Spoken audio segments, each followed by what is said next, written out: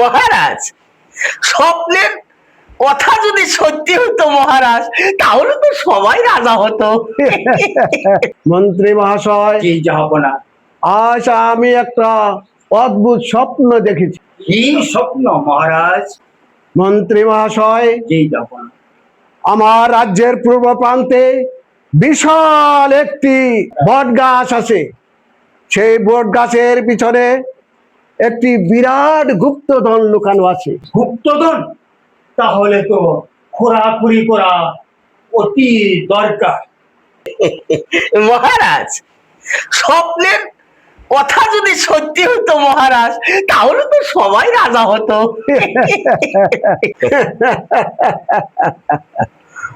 তুমি সবকিছু মজাক করে উড়িয়ে দাও গোপাল। মহারাজ, এই স্বপ্ন আর বাস্তব দুটা বস্তু আলাদা, কিন্তু একটা কথা আছে মহারাজ। তবে কি কথা গোপাল বার? এই মহারাজ, যদি সত্যি গুপ্তধন থাকে, তাহলে তার বার করার দায়িত্বটা আমাকে দেন মহারাজ। কিন্তু গোপাল, তুমি কি করে খুঁজে বের করবে? মন্ত্রী মহাশয়, এ শক্তি দিয়ে নয়, বুদ্ধি দিয়ে করতে হবে। এ মহারাজ, মন্ত্রী মহাশয়, তাহলে আমি এখন আসি।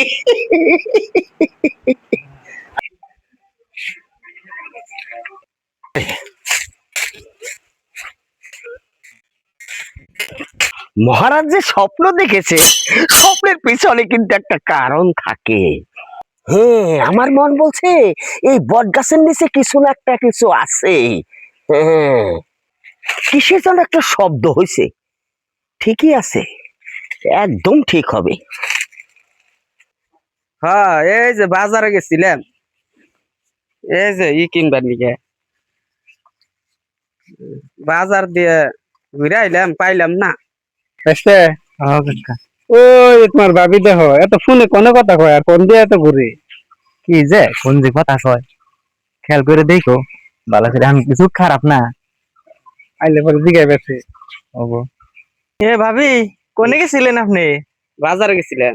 বাজারে কি নিয়ে যান ভাই বাইতে থাকতে? তোমার ভাই ব্যক্তি থাকে, আমি বাজার যাই, আমার ভাল লাগে বাজার যেয়ে। বাজার যে ভালো লাগে, বাই তো সবকিছু আইনাই দেয় না, দেখার যান। আই না দেয়, তোমার বাইরে একটা আনবার করে একটা নিয়ে আসি। পছন্দ হয় না, সেই জন্য আমি একবার বাজার যাই। আমি যদি হইতাম ভাবি, জানেন আমি সবকিছু আপনি আইনা দিতাম। এখানে কথা কয়। তুই কি কই ভাবি হে হিসেবে কই হেরি স্বাভাবিক হইলে কেমন জানি দূর দূরে থাকে নি কাহিনী একটু শুনিন। যা কইছেন আজকে কইছেন, আর কোনদিন জানি শুনি না।